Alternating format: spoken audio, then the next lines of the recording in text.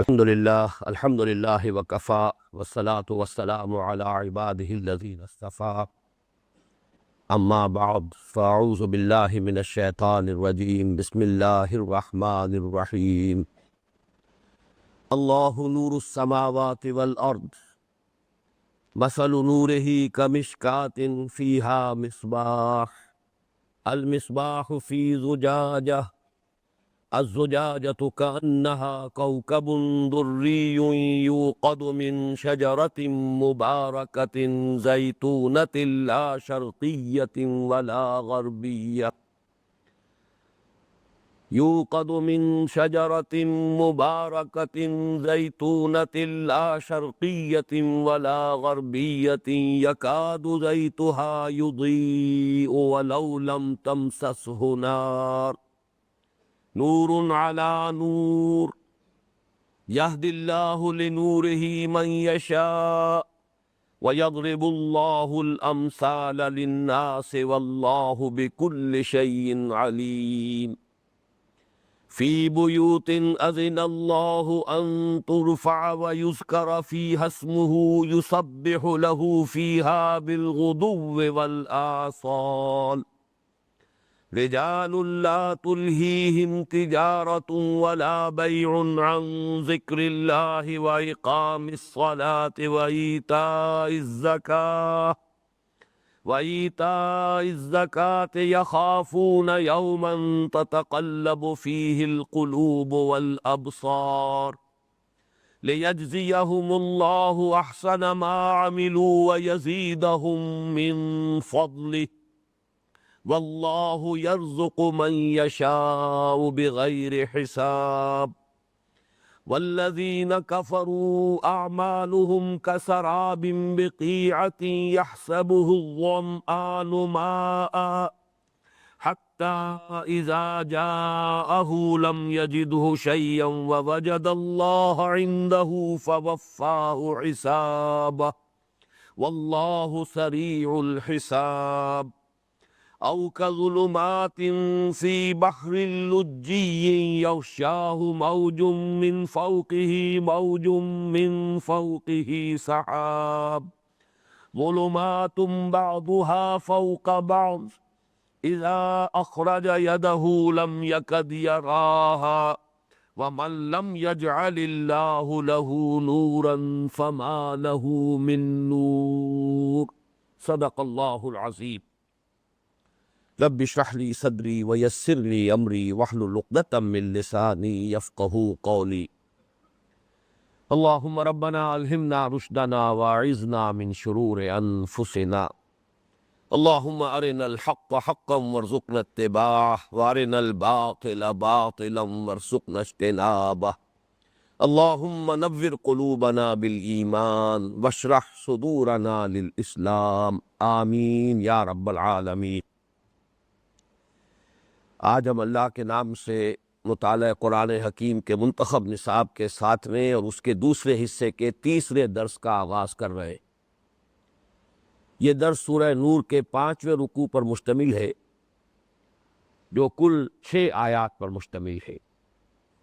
اس درس کے بارے میں بھی چند تمہیدی نکات نوٹ فرما لیں اور اس نے اتفاق سے وہ بھی تعداد میں 4 ہی نکات ہیں۔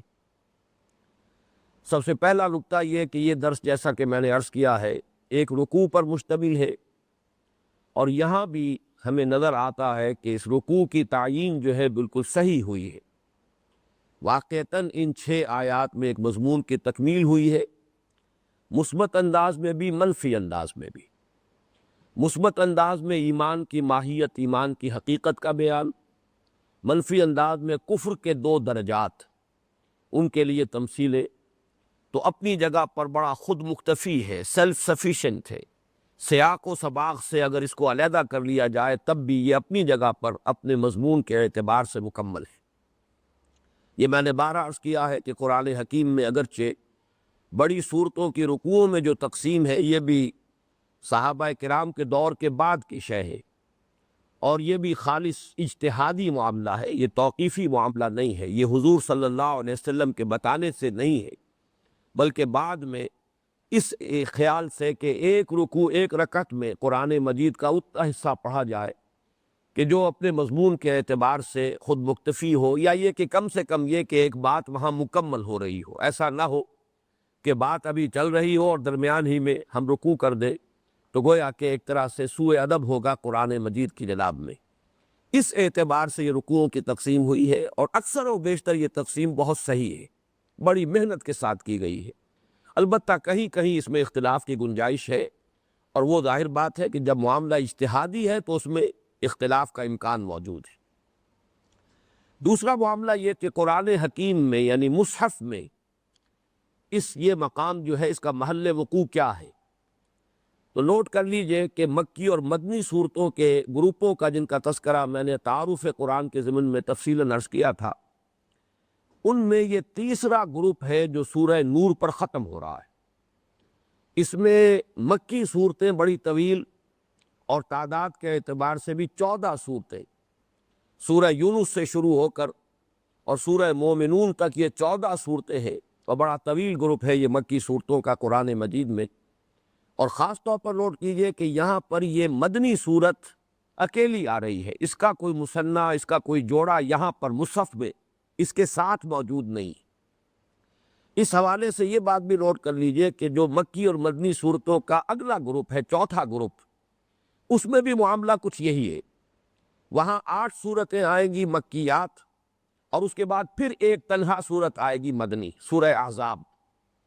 البتہ یہ دونوں صورتیں جو اپنی جگہ پر منفرد حیثیت سے آئی ہیں بغیر جوڑے کے، اگر غور کیا جائے تو نظر آتا ہے کہ ان دونوں کے مابین وہ نسبت زوجیت بتمام و کمال موجود ہے، یعنی مضامین کی مشابہت اور مختلف اعتبارات سے ان میں جو ایک ربط ہونا چاہیے، جو ایک جوڑے کے دو افراد کے مابین ہوتا ہے، وہ ان دونوں صورتوں کے مابین بھی موجود ہے۔ زمانہ نزول بھی ان کا متصل ہے۔ سن 5 ہجری میں سورہ احزاب نازل ہوئی، سن 6 میں سورہ نور نازل ہوئی۔ سن 5 میں غزوہ احزاب ہوا، اس کا تذکرہ موجود ہے سورہ احزاب میں۔ سن 6 میں غزوہ بنی المصطلق ہوا ہے، جس کے دوران وہ معاملہ پیش آیا، واقعہ اور حادثہ جس کی وجہ سے واقعہ افک ہوا، حضرت عائشہ رضی اللہ تعالی عنہا پر تہمت لگی۔ تو یہ دونوں صورتیں اس اعتبار سے متصل ہیں زمانہ نزول کے اعتبار سے۔ ظاہری اعتبار سے بھی دونوں صورتیں 9 رکوعوں پر مشتمل ہیں، اور دونوں کے عین وسط میں، ظاہر بات ہے کہ 9 کا ہندسہ سامنے رکھیے تو وسطی بنے گا 5واں رکوع۔ 5واں رکوع اس سورہ مبارکہ میں، سورہ نور میں بھی نہایت اہم ہے، اور اسی طرح 5واں رکوع جو ہے سورہ احزاب کا بھی بہت اہم، اور وہاں بھی مضامین بہت ہی جو علمی اعتبار سے بلند مضامین ہے وہاں آئے۔ جیسے کہ ہم نے اپنے سابق درس کے بارے میں دیکھا تھا کہ سورہ آل عمران کے 20ویں رکوع کی پہلی آیت اور سورہ بقرہ کے 20ویں رکوع کی پہلی آیت بالکل ایک ہی مضمون، ان فی خلق السماوات والارض واختلاف اللیل والنہار، یہ آیت مبارکہ سورہ آل عمران میں بھی ہے، لآیات لأولی الالباب، اور یہی ذرا طویل صورت میں آیت الآیات، وہ 20ویں رکوع کی پہلی آیت ہے سورہ بقرہ میں بھی۔ اسی طرح کا معاملہ یہاں ہے کہ ان دونوں صورتوں میں کہ جو 9 رکوع پر مشتمل ہے، یہ درمیانی رکوع جو ہے 5واں دونوں صورتوں کا، یہ نہایت اہم ہے۔ خاص طور پر آیت نمبر 35، یہ عدد ہے حیران کن ہے۔ سورہ نور کی بھی آیت نمبر 35 ماہیت ایمان کے ضمن میں قرآن مجید کا عظیم ترین مقام ہے، جس کا کہ آج ہم مطالعہ کریں گے انشاءاللہ۔ ماہیت ایمان یعنی ایمان ایسنشلی ہے کیا، اس کی حقیقت کیا ہے، بلکہ حقیقت کے لفظ سے بھی زیادہ صحیح لفظ جو ہے آج کے درس کے ضمن میں نوٹ کر لیجئے، وہ ماہیت، اس کی اصل جو ہے ایسنس کیا ہے ایمان کا۔ اس موضوع پر یہ آیت نمبر 35 سورہ نور کی نہایت اہم ہے۔ پھر یہ کہ اس ایمان کا جو ظہور ہوتا ہے انسان کی عملی زندگی میں، اس پر سورہ احزاب کی آیت نمبر 35 اتنی ہی جامع ہے۔ یہ بھی آیت بہت طویل ہے، اور وہ آیت بھی بہت طویل ہے، بلکہ اس سے بھی نسبتاً طویل تر۔ ان المسلمین والمسلمات والمؤمنین والمؤمنات والقانتین والقانتات والصادقین والصادقات والصابرین والصابرات والخاشعین والخاشعات والمتصدقین والمتصدقات والصائمین والصائمات والحافظین فروجہم والحافظات والذاکرین اللہ کثیرا والذاکرات اعد اللہ لہم مغفرۃ واجرا عظیما، یہ ایک آیت ہے۔ تو تقابل کریں گے تو وہ آیت سورہ احزاب کی آیت نمبر 35 اور جو آج ہم پڑھیں گے سورہ نور کی آیت نمبر 35، ان میں بڑی گہری مناسبت ہے۔ ایمان کی ماہیت سورہ نور کی آیت نمبر 35 میں، اس کے پھر مظاہر انسانی شخصیت میں، اس کے ثمرات، اس کے نتائج، وہ ہے کہ جو نہایت جامع انداز میں یہ سورہ احزاب کی آیت نمبر 35 میں۔ مزید یہ نوٹ کیجئے کہ ان دونوں صورتوں میں، سورہ احزاب میں بھی اور سورہ نور میں بھی، منافقین کا اور نفاق کا ذکر جو ہے بڑے اہتمام کے ساتھ اور بڑی تفصیل کے ساتھ آیا ہے۔ اور یہ در حقیقت جو وسطی دور کی صورتیں ہیں، مدنی دور جو ہے اس کے درمیانی زمانے کی صورتوں میں یہ مضمون نفاق کا بڑی تفصیل سے آیا ہے۔ چنانچہ سورہ نساء یہ بھی در حقیقت اسی درمیانی دور کی صورت ہے، اور میں نے آپ کو بارہا بتایا ہے کہ نفاق کے موضوع پر سب سے زیادہ مفصل مباحث سورہ نساء میں آئی۔ بہرحال ان دونوں صورتوں میں بھی یہ جو مضمون آیا ہے ایمان کی حقیقت اور ایمان کے ثمرات، یہ اصل میں نفاق کے بیک گراؤنڈ میں ہے، منافقین کو نمایاں کرنے کے لیے، ان کے کردار کو نمایاں کرنے کے لیے۔ جیسے عربی کہاوت ہے کہ تعرف الاشیاء بازدادہا، اشیاء کی اصل حقیقت اس کی ضد کے حوالے سے واضح ہوتی ہے۔ رات کی حقیقت دن کے پس منظر میں نمایاں ہوتی ہے، دن کی حقیقت رات کے پس منظر میں ظاہر ہوتی ہے۔ اسی طرح نفاق اور ایمان یہ ایک دوسرے کی ضد ہے۔ تو چونکہ ان دونوں صورتوں میں نفاق کا مضمون آیا، اسی لیے ان دونوں صورتوں میں سورہ نور میں ماہیت ایمان اور سورہ احزاب میں مظاہر ایمان کا ذکر جو ہے تفصیل سے آیا ہے۔ بلکہ یہیں پر یہ نوٹ کر لیجئے کہ ہمارے اگلے درس میں بھی بعین ہی یہی نسبت سامنے آئے گی۔ اگلا درس جو ہے، یعنی جو 8واں درس ہے ہمارے اس منتخب نصاب کا، اور چوتھا درس ہوگا اس دوسرے حصے کا، وہ سورہ تغابن پر مشتمل ہے۔ اور سورہ تغابن میں آپ دیکھیں گے کہ سورہ تغابن سے متصلاً قبل جو 28ویں پارے میں سورہ منافقون ہے، وہی ترتیب وہاں بھی ہے۔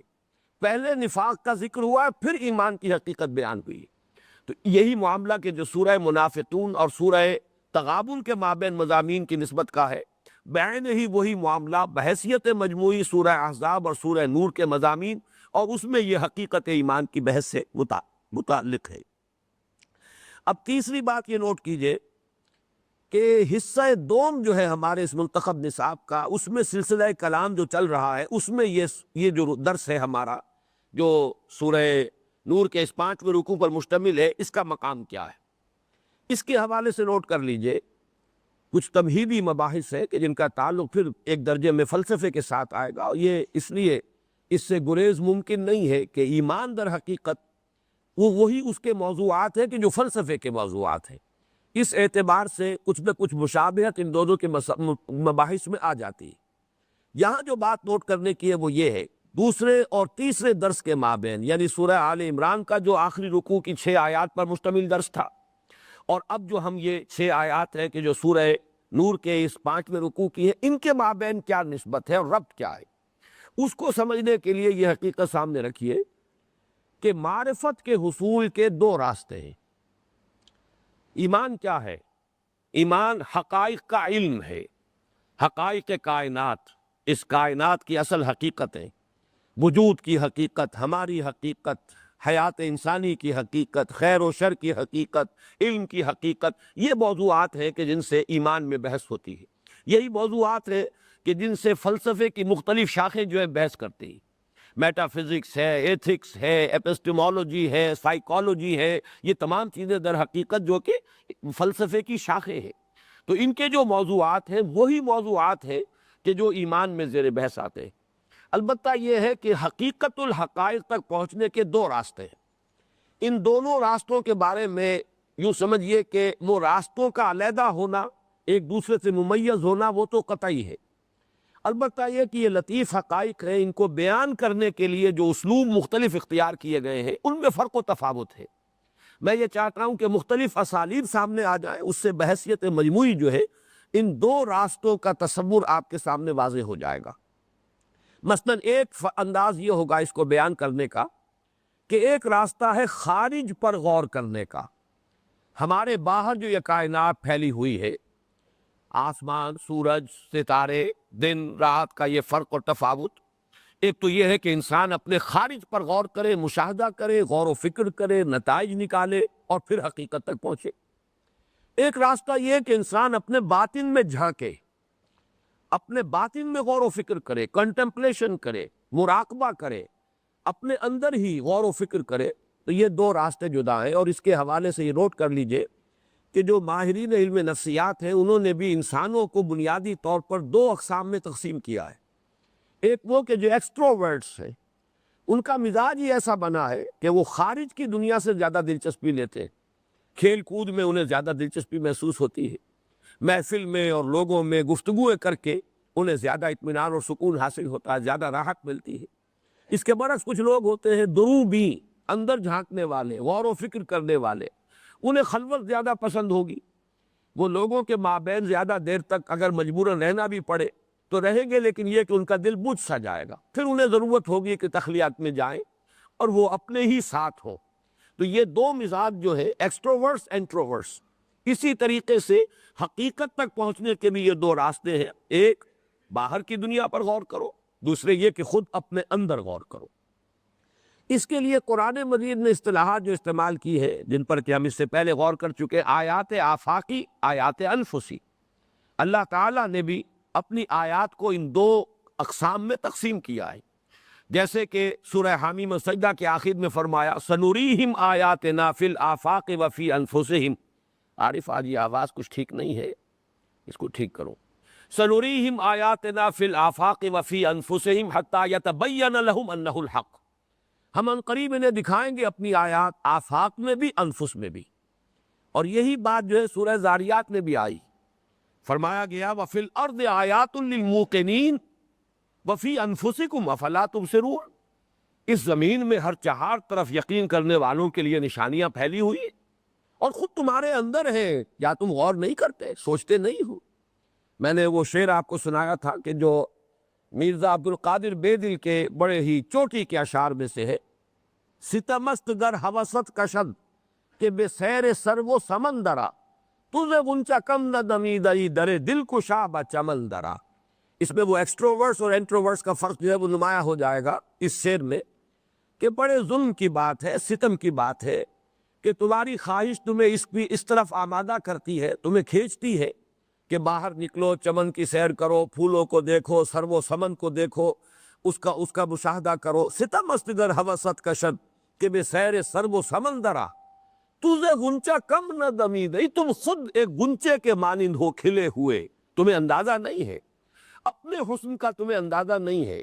تمہارے اندر اللہ نے جو کچھ رکھا ہے، اپنی خلاقی اور اپنی صنائی اور اپنی مصوری کے جو نمونے ہیں تمہارے باطن کے اندر، تم ان کی طرف توجہ نہیں کرتے. تجھے غنچہ کم نہ دمیدئی در دل کشا بچمن درا. کبھی دل کے دروازے کو کھولو اور اس کے چمن، اس کے اندر جو ایک چمن ہے، کبھی اس میں آؤ اور اس کی سیر کرو.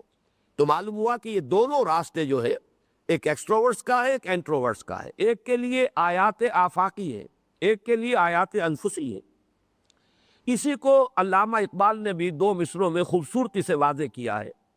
ایک مصرع کھول آنکھ زمیں دیکھ، فلک دیکھ، فضا دیکھ، مشرق سے ابھرتے ہوئے سورج کو ذرا دیکھ. ابھی آیات آفاقیہ ہیں. دیکھو قرآن مجید نے بھی زیادہ جو توجہ دلائی ہے آیات آفاقیہ کی طرف دکھائی ہے. اس لیے کہ واقعہ یہ ہے کہ عربوں کا ایک خاص مزاج تھا. جو قوم کی اصل مخاطب تھی قرآن مجید کی، اس کا ایک مزاج تھا. وہ فعال قوم تھی، کنٹمپلیشن کا، فلسفے کا، منطق کا ذوق ان میں نہیں تھا، بلکہ یہ کہ حرکت، بھاگ دوڑ، عملی قوم. اور ظاہر بات ہے کہ اس قسم کے لوگوں کا زیادہ رجحان خارج کی طرف ہوتا ہے. کیا معاملہ ہے؟ اس اعتبار سے قرآن مجید نے، جیسا کہ کئی بار ان آیات کا میں نے حوالہ دیا ہے، افلا ينظرون الى الابل كيف خلقت والى السماء كيف رفعت والى الجبال كيف نصبت والى الارض كيف سطحت فذكر انما انت مذکر. اب وہ چار چیزیں خارج کی ہیں، انہی پر غور کرنے کی، انہی کو دیکھنے کی، آبزرو کرنے کی، انہی کی طرف توجہ دلائی جا رہی ہے. ان السمع والبصر والفؤاد كل اولئک کان عنہ مسئولا. یہی آیت الآیات جو میں نے سنائی ہے کئی مرتبہ ان دروس میں، وہ تمام کی تمام آیات آفاقیہ ہیں. ان فی خلق السماوات والارض واختلاف اللیل والنہار والفلک التی تجری فی البحر بما ينفع الناس وما انزل اللہ من السماء من ماء فاحیا به الارض بعد موتها وبث فیها من کل دابۃ وتصریف الرياح والسحاب المسخر بین السماء والارض لآیات لقوم یعقلون۔ یہ ہے در حقیقت وہ انداز جس کی اقبال نے تعبیر کی، کھول آنکھ زمین دیکھ، فلک دیکھ، فضا دیکھ، مشرق سے ابھرتے ہوئے سورج کو ذرا دیکھ۔ لیکن دوسرا راستہ وہ ہے جس کو اقبال کہتا ہے کہ اپنے من میں ڈوب کر پا جا سراغ زندگی۔ یہ من میں ڈوب کر پا جا سراغ زندگی، یہ وہ دوسرا راستہ ہے۔ وفی انفسکم افلا تبصرون، تمہارے اپنے اندر جو وہ نشانیاں موجود ہیں، کیا تم ان کو نہیں دیکھتے؟ غور کرو، کبھی اپنے اندر جھانکو، در دل کشا بچمن درا، دل کے دروازے کھولو، کبھی اس کے اندر کیا آ کر سیر کرو۔ اسی کو اب میں حوالہ دے رہا ہوں کانٹ کا بھی، اس لیے کہ متعدد بار یہ آ چکا ہے حوالہ کہ اس نے کریٹیک آف پیور ریزن لکھی اور ثابت کر دیا کہ کوئی عقلی، منطقی، فلسفیانہ دلیل اللہ کے وجود کو ثابت نہیں کر سکتی۔ علامہ اقبال نے بھی اس کی اس بات کی تصویب کی ہے، صحیح ہے۔ جتنے بھی متکلمین، وہ عیسائی ہوں، یہودی ہوں، مسلمان ہوں، انہوں نے جتنے منطقی دلائل وجود باری تعالیٰ پر قائم کیے ہیں، سب کو منطق توڑ دیتی۔ لوہے کو لوہا کاٹتا ہے، ان الحدید بالحدید یفلر، جس منطق کی بنیاد پر آپ وہ تعمیر کرتے ہیں اپنے دلائل کی عمارت، وہی منطق جو ہے اس کی جڑ کاٹ دیتی۔ البتہ بعد میں پھر جو کتاب لکھی ہے کریٹیک آف پریکٹیکل ریزن، اس میں اس نے اس بات باری تعالیٰ کے دلائل بیان کیے، اور حیرت ناک بات یہ کہ اس نے بھی دو چیزوں کا ذکر کیا کہ خدا کی ہستی پر سب سے بڑے ثبوت دو ہیں، the starry heavens above and the moral law within. ایک تو یہ کہ جو اسٹاری ہیونز ہے، یہ آسمان ہے ستاروں سے بھرے ہوئے، ان کو دیکھ کر اللہ کو انسان پہچانتا ہے، وہی آیات کا تصور جو قرآن کا ہے۔ اور یہ کہ وہ جو مورل لا ود ان، تو ایک وہ ہے کہ جو انسان کے اندر ہے، اور ایک وہ کہ جو انسان سے باہر کی، خارج کی کائنات میں ہے۔ یہ میں آپ کے سامنے وہ مختلف تعبیرات رکھ رہا ہوں کہ جن سے اس حقیقت کو واضح کرنے کی کوشش کی گئی ہے کہ یہ دو راستے ہیں۔ لیکن یہ کہ اس کی جو بہترین تعبیر ہے وہ ہے کہ جو مولانا روم نے کی ہے، جس کا حوالہ میں نے اجمالاً پہلے دیا ہے، کہ ایران یا روم اور چین کے مصوروں کے مابین ایک مقابلہ ہوا شہنشاہ چین کے دربار میں، اور وہاں دو دیواریں بنا دی گئیں آمنے سامنے، تاکہ یہ اپنے اپنے فن کا مظاہرہ جب کریں تو بیک وقت دیکھا جا سکے، تقابل کیا جا سکے، فوری تقابل ہو، سائملٹینیس کنٹراسٹ جو ہے وہ سامنے آ سکے کہ یہ تصویر جو انہوں نے بنائی ہے یہ زیادہ مہارت فن کا منہ بولتا ثبوت ہے یا یہ دوسری تصویر۔ اب ان کے درمیان پردہ عائل کر دیا گیا، یہ اپنا کام کر رہے، ادھر سے اپنا کام کر رہے۔ ایک طرف کے لوگوں نے بڑی محنت سے پھول، بوٹے، بیل، نہ معلوم کیا کچھ بنایا، رنگ نہ معلوم کیسے کیسے رنگ آمیزی کی، بالکل اس کو فطرت کے مطابق کرنے کی کوشش کی، اور دوسری طرف کے لوگوں نے صرف اپنی اس دیوار کو سیکل کر دیا، پالش کر دیا، ایسا آئینہ بنا دیا جب پردہ اٹھا تو ان کی ساری صناعی اور مصوری اس میں منعکس ہو گئی۔ اب یہ دو راستے ہیں۔ ایک راستہ وہ ہے جسے ہم کہتے ہیں ڈسکرسیو نالج، درجہ بدرجہ، قدم بقدم، غور و فکر، تدبر، تفکر کے مراحل طے کرتے ہوئے آدمی منزل تک پہنچا۔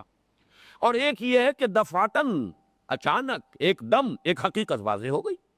تو وہ قلب جو ہے اگر انسان کا وہ شفاف ہو، صاف ہو، اس آئینے پر زنگ نہ ہو، اس پر گردہ نہ پڑا ہو، تو حقائق جو ہے اس میں منعکس ہو جاتے ہیں۔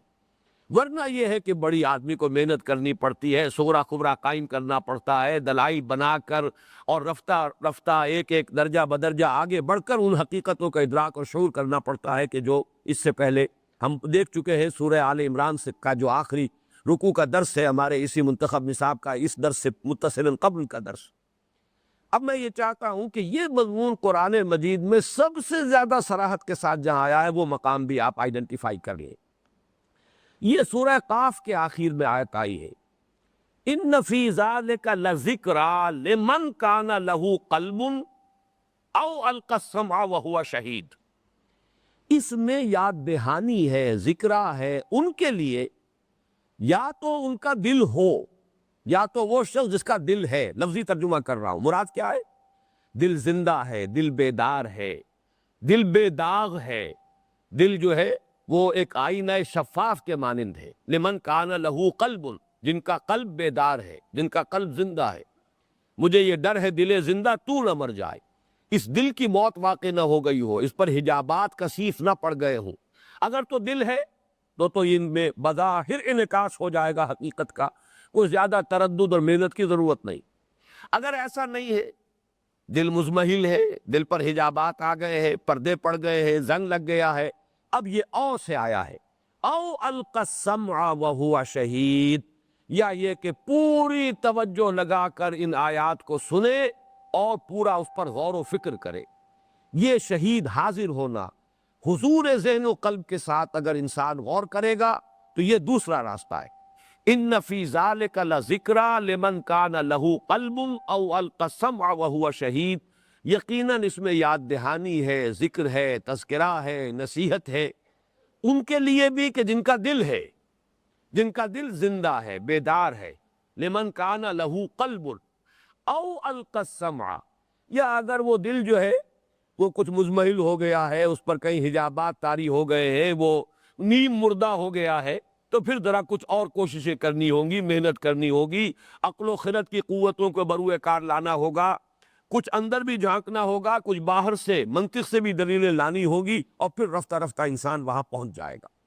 یہ جو دو راستے ہیں جو میں نے متعدد حوالوں سے آپ کے سامنے رکھے، خارج پر غور، باطن میں جھانکنا، ایکسٹروورس انٹروورس، آیات آفاقی، آیات انفسی، یا کھول آنکھ زمیں دیکھ، فلک دیکھ، فضا دیکھ، اور یا اپنے من میں ڈوب کر پا جا سراغ زندگی، یا the starry heavens above and the moral law with in.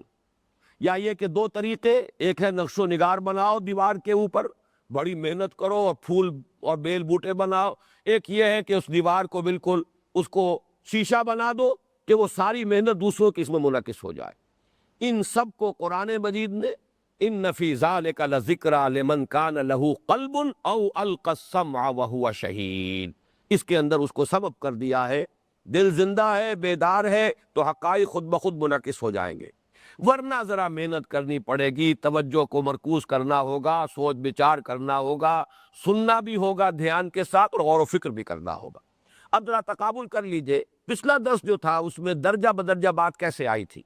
میں پھر چاہتا ہوں کہ وہ سٹیپس جو ہے آپ گن لیں، آج نوٹ کر لیں. نمبر 1، اللہ تعالیٰ کی معرفت تو صرف ان آیات الہیہ سے حاصل ہوگی اور اس کے لیے کوئی منطقی دلیل نہیں. ان فی خلق السماوات والارض واختلاف اللیل والنہار لآیات لأولی الالباب، سیدھی بات. یہ تو بدیہیات فطرت پر مبنی ایک شے ہے، صرف یاد دلانے کے لیے ہے، آیات آفاقی بھی، آیات انفسی بھی، آیات قرآنی بھی. البتہ اب آگے چلیے، اللہ کو پہچان لیا، اس کی توحید، اس کی صفات کمال کا علم کسی درجے میں حاصل ہو گیا. اب اس کو تو یاد رکھیے، الذین یذکرون اللہ قیاما وقعودا وعلی جنوبہم، ہر حال میں اللہ کو یاد رکھو. وَيَتَفَكَّرُونَ فِي خَلْقِ السَّمَاوَاتِ وَالْأَرْضِ، مزید غور و فکر کرو آسمان اور زمین کی تخلیق میں. ایک حقیقت منکشف ہو جائے. اب یہ غور ہے، یہ منطق ہے، یہ انسان کے عقل کا جو ہے اس کی رسائی سے یہ نتیجہ پہنچتا ہے کہ یہاں کوئی شے بے مقصد نہیں. اس میں آبزرویشن بھی ہے، غور و فکر بھی ہے. ہر شے با مقصد ہے، نتیجہ خیز ہے. اب ذرا پھر اپنے اندر جھانکو، تمہاری فطرت میں خیر اور شر کا امتیاز موجود ہے یا نہیں؟ جی ہاں ہے، خیر خیر ہے، شر شر ہے، میری فطرت یہ بتا رہی ہے. پھر باہر آؤ، غور کرو، اس خیر اور شر کا نتیجہ کیا اس دنیا میں نکل رہا ہے جو نکلنا چاہیے؟ عقل کا تقاضا یہ ہے کہ گندم بے رویت جو سے جو، نیکی سے بھلا نتیجہ نکلنا چاہیے، بدی کا برا نتیجہ نکلنا چاہیے، جو نہیں نکل رہا. لہذا اب یہ سارا وہ منطقی استدلال ہے، اس کی کڑیاں ہیں. لہذا کوئی اور عالم ہونا چاہیے جس میں کہ انسان کو اس کی نیکیوں کا بھرپور بدلہ مل جائے، اور بدمعاشوں کو اور حرام خوروں کو ان کی حرام خوری کی پوری سزا مل جائے. یہاں فوراً وہ چونک کر کہتے ہیں فقنا عذاب النار، اے رب ہمارے بچا لیجو ہمیں آگ کے عذاب سے. یہ ایمان ہے، فطری ایمان، پھر عقلی ایمان. اور اب اس کے بعد وہاں فرمایا گیا کہ ایسے لوگوں کے کان میں جب آواز آتی ہے کسی نبی کی پکار اور نبی کی منادی ایمان کی، وہ فوراً لبیک کہتے ہوئے ان کی طرف رجوع کرتے ہیں. ربنا اننا سمعنا منادیا ینادی للایمان ان آمنوا بربکم فآمنا. یہ ہے درجہ بدرجہ ایمان، قدم بقدم ایمان. اس کے اندر فطرت کی بدیہیات بھی ہے، عقل کا بھی عمل ہے، منطق کا بھی استعمال ہے، اور اس ڈسکرسیو نالج کے اضافے سے اور فطرت کی بدیہیات کی رہنمائی میں انسان ایمان تک پہنچ گیا. دوسرا معاملہ دفعتاً ایمان کی حقیقت کا روشن ہو جانا، یہ ہے کہ جو ہمارے آج کے درس کا اصل موضوع ہے. اس کی تفصیل بعد میں آئے گی. اب چوتھی بات اور تمہیدی نوٹ کر لیں، اور وہ یہ ہے کہ اس رکوع میں پہلی مرتبہ 3 تمثیلات آ رہی ہیں. 6 آیتیں ہیں کل اور 3 تمثیلیں. قرآن مجید میں بکثرت تمثیلیں، تشبیہیں، استعارے آئے ہیں، اور اس سے پہلے انجیل میں تو اس سے بھی کہیں زیادہ ہے تمثیلوں کا معاملہ. بلکہ حضرت مسیح علیہ السلام کو کہا گیا تمثیلوں کے بادشاہ. بڑے اعلیٰ مضامین کو بڑی سادہ تشبیہوں اور تمثیلوں کے ساتھ بیان کرنا، یہ خاص طور پر حضرت مسیح علیہ السلام، یہ تمام انبیاء کرام کے اپنے اپنے خصائص ہے. جیسے جو معجزے انہیں دیے گئے، حسی معجزے، مادی معجزے، نگاہوں سے نظر آنے والے معجزے، اس درجے کے معجزے کسی اور کو نہیں دیے گئے. حضور صلی اللہ علیہ وسلم کا معجزہ مانوی معجزہ ہے قرآن حکیم، یہ ان تمام معجزوں سے برتر ہے. لیکن یہ حسی معجزہ نہیں، آنکھوں سے دیکھی جانے والی شے نہیں. جبکہ وہ جو چیزیں تھیں، مردے کو زندہ کر دیا، یہ تو ہر انسان دیکھ رہا. یا گارے سے بنایا ایک پرندے کا ہیولا، پھونک ماری اور وہ اڑتا ہوا پرندہ بن گیا، یہ تو آنکھوں سے دیکھے جانے والی حقیقت ہے. اندھا آیا ہے، مادرزاد اندھا، اور ہاتھ پھیرا آنکھوں پر اور اس کی بینائی جو ہے اس کو مل گئی، یہ تو سب کو نظر آ گیا. اس طریقے سے وہ معجزات چوٹی کے حضرت مسیح کے ہیں. اسی طرح کا معاملہ ہے تمثیلوں میں. حضرت مسیح علیہ السلام کہا جا سکتا ہے تمثیلوں کے بادشاہ. قرآن مجید میں بھی بکثرت تمثیلیں آئی. اب یہاں میں چونکہ اس رکوع میں جو پہلی آیت کا اختتام ہوتا ہے، بڑی طویل آیت ہے، اس میں آتا ہے وَيَضْرِبُ اللَّهُ الْأَمْثَالَ لِلنَّاسِ وَاللَّهُ بِكُلِّ شَيْءٍ عَلِيمٌ. تو چونکہ ہمارے اس منتخب نصاب میں پہلی مرتبہ تمثیلیں آئیں اور یہاں تمثیلوں کا فلسفہ بھی اللہ نے بیان کر دیا، لہٰذا اس بات کو نوٹ کر لیجئے کہ تمثیلوں کی ضرورت کیا ہے. اصل میں جو ماورائی حقائق ہیں ان کے اصل کنہ تک پہنچنا انسان کے لیے ممکن نہیں. ذات باری تعالیٰ کو انسان کیا سمجھے گا؟ اللہ تعالیٰ کی صفات کے بارے میں بھی ان کی ماہیت کو انسان نہیں سمجھ سکتا. ماورائی حقائق، لطیف حقائق، اس کائنات کے اصل حقائق جو بہت لطیف ہیں، وہ ہمارے فہم کی گرفت میں براہ راست نہیں آ سکتے. دوسری طرف ان کے بارے میں ایک اجمالی علم کا ہونا ضروری ہے. اگر ہمیں معلوم نہ ہو کہ مرنے کے بعد جی اٹھنا ہے، اگر ہمیں معلوم نہ ہو کہ جنت بھی ہے، دوزخ بھی ہے، تو ظاہر بات ہے کہ ہماری ہدایت کے لیے ان تمام چیزوں کا اجمالی علم لازمی ہے. لیکن ان کی کنہ کو سمجھنا ممکن نہیں. اب ان دونوں مقدمات سے جو ہے نتیجہ برآمد ہوتا ہے کہ اب تمثیلات کے ذریعے سے، تمثیل کس شے سے ہوتی ہے؟ تمثیل اس شے سے ہوتی ہے ممثل بہی، جس سے تمثیل دی جائے، وہ جو ہمارے مشاہدات کی چیزیں، اور اس چیز کے لیے تمثیل دی جا رہی ہے جو ہمارے مشاہدات سے ماورا ہے. ہمارے مشاہدات میں جو فینومینا آتے ہیں جو کسی درجے میں مشابہت رکھتے ہوں ان حقائق سے، کہ جو بہت لطیف ہے، جو ہمارے بیان کے اندر بھی نہیں آ سکتے. یہ بھی نوٹ کر لیجئے، ہماری زبان ان کی متحمل نہیں ہے، اس لیے کہ انسانی زبان بھی در حقیقت انسان کے مشاہدات پر مبنی ہوتی ہے. انسان نے چیزیں دیکھی ہیں، نام رکھنے شروع کیے ہیں، مشاہدات ہے، کوئی فینومینل ہے اس کے سامنے آیا، تجربے میں آیا، اس کے لیے اس نے کوئی عنوان تجویز کر دیا، اصطلاحات وضع کر لی.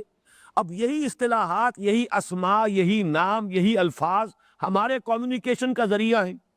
ظاہر بات ہے کہ اس کا مطلب یہ ہے کہ ان کا کمیونیکیشن جو ہے وہ بھی محدود ہوگا، اس لیے کہ ہمارے محدود مشاہدات پر وہ الفاظ مبنی ہے، ان پر ان کو وضع کیا گیا ہے، قائم کیا گیا ہے، کہ جو ہمارے محدود مشاہدات سے متعلق جو چیزیں ہیں، لہذا ان کے ذریعے سے جو حقائق سامنے آئیں گے وہ محدود ہوگی. تو اب اس کے لیے اللہ تعالیٰ نے یہ راستہ اختیار کیا ہے کہ ہمارے مشاہدات میں جو فینومینا ہے، جن کی کنہ کو ہم جانتے ہیں، سمجھتے ہیں، ان سے تشبیہ لے کر، ان سے تمثیل لے کر ماورائی حقائق کا ایک اجمالی نقشہ ہمارے سامنے لے آیا گیا ہے. یہ گویا کہ ہماری ضرورت ہے. اصل میں بات سمجھیے، یہاں الفاظ آئیں گے وَيَضْرِبُ اللَّهُ الْأَمْثَالَ لِلنَّاسِ، اللہ یہ مثالیں لوگوں کے لیے بیان کرتا ہے. وَاللَّهُ بِكُلِّ شَيْءٍ عَلِيمٌ، اللہ تو ہر شے کا علم رکھتا ہے. اللہ کا علم ہے کما ہیا، وہ تو ہر شے کی حقیقت کو جانتا ہے. اسے ضرورت نہیں ہے تمثیل کی، تمثیل کی ضرورت تمہیں ہے کہ تمہارے لیے ان حقائق کا کما ہیا ادراک ممکن نہیں ہے. یہ کما ہیا کا لفظ آیا ہے اس دعا میں کہ جو حضور کو تلقین فرمائی گئی، وَقُلْ رَبِّ زِدْنِي عِلْمًا، اور اسی میں حضور صلی اللہ علیہ وسلم جو ہے اس پر آگے بڑھے ہیں. اس دعا، اسی دعا پر آپ نے اضافہ کیا ہے. رب ارنی حقیقت الاشیاء کما ہی، اے رب مجھے تو اشیاء کی حقیقت دکھا جیسے کہ وہ فی الواقع ہے۔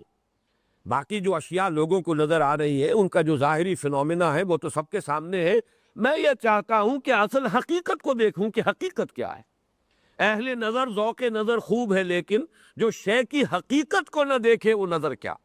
تو یہ کما ہیا جو علم ہے یہ تو اللہ کے پاس ہے، ہر شے کا کما ہیا علم، اس کی اصل حقیقت، اس کی اصل ماہیت، اسے تمثیل کی ضرورت نہیں ہے، تمثیل انسانوں کی ضرورت ہے۔ وَيَضْرِبُ اللَّهُ الْأَمْثَالَ لِلنَّاسِ، اسی طرح آتا كَذَلِكَ يَضْرِبُ اللَّهُ الْأَمْثَالَ لِلنَّاسِ لَعَلَّهُمْ يَتَفَكَّرُونَ، اسی طرح اللہ تعالیٰ لوگوں کے لیے مثالیں بیان فرماتا ہے تاکہ وہ غور کریں، سوچیں، اس کے حوالے سے، اس کے ذریعے سے حقائق کا ایک اجمالی ادراک تو کم سے کم انہیں حاصل ہو جائے، کم سے کم اس درجے میں کہ جس سے ان کے سامنے صغرا کبرا صحیح ہو جائے، وہ فلسفیانہ حقائق جو ہے ان کا ایک خاکہ ان کے ذہن میں بن جائے کہ میری حقیقت کیا ہے، میری زندگی کی حقیقت کیا ہے، خیر و شر کی حقیقت کیا ہے، یہ کوئی مستقل اقدار ہے یا یہ کہ صرف ہمارے سوچنے نے ان کو جنم دیا ہے کہ nothing is good or bad, only thinking makes it so، یا یہ کہ اصل حقائق ہے، نیکی نیکی ہے، بدی بدی ہے، یہ اقدار مستقل ہے یا آربیٹریری ہے، یہ صرف اعتباری ہے یا واقعی ہے۔ ان تمام چیزوں کے بارے میں ایک اجمالی علم انسان کو ہو، اسی کا نام ایمان ہے، اور یہ انسان کی ضرورت ہے۔ حالانکہ ایمان اکثر و بیشتر اس میں حقائق ماورائی ہے، فرشتوں کو مانو جبکہ فرشتوں کو دیکھ نہیں سکتے، جنت کو مانو جبکہ جنت تمہارے مشاہدے میں نہیں۔ اسی حوالے سے نوٹ کر لیجئے کہ سورہ آل عمران کے شروع میں جو مضامین آئے ہیں قرآن مجید کے بارے میں، اور یہ مضمون میں تعارف قرآن کا کے جو خطبات تھے ان میں یہ بیان کر چکا ہوں کہ آیات محکمات اور آیات متشابہات، ان میں فرق اسی بنیاد پر تو ہے۔ آیات محکمات وہ ہے کہ جن کا مفہوم بالکل واضح ہے۔ اب ظاہر ہے اوامر اور نواہی وہ آیات محکمات میں سے، یہ کرو یہ نہ کرو، یہ آیات محکمات ہے، ہمیں پورا پورا مفہوم سمجھ میں آ گیا۔ شراب حرام ہے، بالکل بات واضح ہو گئی، ہم شراب کو بھی جانتے ہیں اور اس یہ حکم بھی سمجھ میں آ گیا کہ شراب جو ہے پینی جائز نہیں۔ خنزیر ہمیں معلوم ہے خنزیر کس شے کا نام ہے، خنزیر کا گوشت تمہارے لیے حرام کر دیا گیا۔ تو آیات محکمات جو ہے وہ ہے اکثر و بیشتر تو وہی ہے کہ جو اوامر و نواہی سے متعلق، اور یہ انسان کی عملی ہدایت کے اعتبار سے وہی اہم ترین ہے۔ قرآن مجید کا اصل موضوع ہی انسان کی ہدایت و رہنمائی ہے۔ سورہ فاتحہ میں جو دعا انسان کو سکھائی گئی، اہدنا الصراط المستقیم، اسی کا تو جواب ہے جو قرآن میں دیا جا رہا ہے۔ ھدی للمتقین، یہ کتاب جو ہے لوگوں کے لیے ہدایت اور رہنمائی ہے، اور اصل ضرورت یہ ہم سورہ فاتحہ کے ضمن میں پڑھ چکے ہیں، اصل ضرورت انسان کو اسی کی ہے۔ ورنہ فطرت انسانی میں حقائق ایمانی کے اجمالی ادراک کی صلاحیت تو اللہ تعالیٰ نے ودیت کی ہوئی، وہ تو پہچان لیتا ہے۔ الحمدللہ رب العالمین الرحمن الرحیم مالک یوم الدین ایاک نعبد و ایاک نستعین، یہاں تک تو انسان خود پہنچ گیا ہے۔ اب آگے وہ کہتا ہے اہدنا الصراط المستقیم۔ تو قرآن مجید میں اوامر و نواہی جو اس کا اصل مضمون ہے یہ آیات محکمات ہے۔ البتہ یہ اب جنت ہے، دوزخ ہے، عالم نزع کی کیفیت ہے، فرشتوں کے معاملات ہیں، اب یہ تمام چیزیں جو ہے اللہ کی ذات و صفات سب سے بڑھ کر جس کے بارے میں جس کی کنہ تک پہنچنا انسان کے لیے ممکن ہی نہیں، اس حوالے سے جو بھی مضامین آئے ہیں وہ گویا کہ آیات متشابہات ہیں، ان کی کنہ تک تم رسائی حاصل نہیں کر سکتے، لیکن یہ تمہیں بتائی جانی ضروری تھی، اس لیے کہ انہی کے حوالے سے تم سمجھو گے اور تمہارے سامنے وہ جو صغرا کبرا ہے اپنے اس کائنات کے حقائق کا وہ مکمل ہوگا، تاکہ تم اپنی زندگی کے راستے کا رخ صحیح معین کر سکو۔ یہ ہے تمثیلات کا جو فلسفہ ہے کہ قرآن مجید میں کیوں تمثیلات آتی ہیں، انجیل میں کیوں تمثیلات آئی ہیں۔ صرف ایک بات اور نوٹ کر لیجئے، اس لیے کہ وقت ختم ہو رہا ہے، میں اب اصل مضمون جو ہے وہ اگلی نشست میں شروع کرنا چاہتا ہوں کہ تشبیہ اور تمثیل کا بھی ایک فرق ہے۔ تشبیہ ہوتی ہے مفرد شے، کسی ایک شے کو دوسری شے سے تشبیہ دے دی جائے، جیسے کہا جائے یہ تو شیر ہے، یہاں پر ایک مفرد تشبیہ ہے کہ اس کی شجاعت کو شیر کی بہادری سے تشبیہ دی جا رہی ہے۔ تمثیل مرکب ہوتی ہے، اس میں کئی اجزاء ہوتے ہیں، اور ان اجزاء سے بحیثیت مجموعی ایک فنومینن سامنے آتا ہے۔ یہ فنومینن بحیثیت مجموعی مشابہت رکھتا ہے کسی دوسرے فنومینن سے جس کے لیے تمثیل دی جا رہی ہے۔ اس میں تمام اجزاء کا ایک دوسرے کے ساتھ بالکل کاربن کاپی کی طریقے سے ٹیلی کرنا ضروری نہیں ہوتا۔ مجموعی تاثر ایک مجموعی فینومینن اس کو بیان کر دیا جائے اور اس سے ایک مجموعی مماثلت اور مجموعی مشابہت ہو اس دوسرے فینومینن کی جو لطیف ہے، جس کو الفاظ میں بیان نہیں کیا جا سکتا، اس کی حقیقت کے ساتھ ایک مجموعی مشابہت اور مماثلت قائم ہو جائے۔ تو اس رکوع میں یہ 3 تمثیلات آئی ہیں، نوٹ کر لیجئے۔ پہلی تمثیل بڑی عظیم ترین تمثیل ہے ماہیت ایمان کے لیے، ایمان کی حقیقت کیا ہے، بلکہ میں نے جیسا کہ عرض کیا لفظ حقیقت کو بھی یہاں استعمال نہ کرے، ماہیت، اصل ہے کیا ایمان، اس کی نوعیت کیا ہے۔ اور دوسرے پھر کفر کے 2 درجے، ایک انتہا درجے کا کفر، سرے سے خیر نہ ہو، کوئی بھلائی نہ ہو، کوئی اس میں ملمح کی نیکی بھی نہ ہو، ایسا اندھیارا، ایسی تاریکی جس میں کہیں بھی کوئی کرن جو ہے روشنی کی سرے سے موجود ہو۔ ایک کفر کی وہ انتہا ہے، اور ایک کفر کی درمیانی کیفیت ہے، وہ بھی کفر۔ حقیقت ایمان تو انسان کو حاصل نہیں، لیکن کچھ نہ کچھ نیکی کا انسان اہتمام کر رہا ہے اپنے آپ کو مطمئن کرنے کے لیے، اپنے دل کو جھوٹی تسکین دینے کے لیے۔ وہ ہے تو صرف ملمح کی نیکی ہے، نظر آتی ہے، چمک دمک ہے کہ نیکی ہے، خیرات ہے، بڑے بھلے کام ہو رہے ہیں، خدمت خلق ہو رہی ہے، لیکن حقیقت میں وہ نیکی نہیں۔ وہ اصل میں جو دوسری تمثیل ہے، درمیانی تمثیل، اس کا تعلق جب ہم وہاں پہنچیں گے تو واضح ہو جائے گا کہ اس کا اصل تعلق جو ہے وہ آیت البر کے ساتھ ہے۔ نیکی کی اصل حقیقت، اور اس میں جو اس کا ایک آتا ہے منفی پہلو، وہ ہے کہ جو اس دوسری تمثیل میں ہمارے سامنے اس رکوع کے مضامین میں سے آ جائے گا تفصیل کے ساتھ۔ یہ ہے اس درس کے مضامین اور ان کا ایک اجمالی خاکہ۔ اب یہ کہ جو اصل اس کا مضمون ہے ایمان کے لیے، ایمان کی ماہیت کے لیے تمثیل، اس پر انشاءاللہ تعالی اگلی نشست میں گفتگو ہوگی۔ اقول قولی ھذا واستغفر اللہ لی ولکم ولسائر المسلمین والمسلمات۔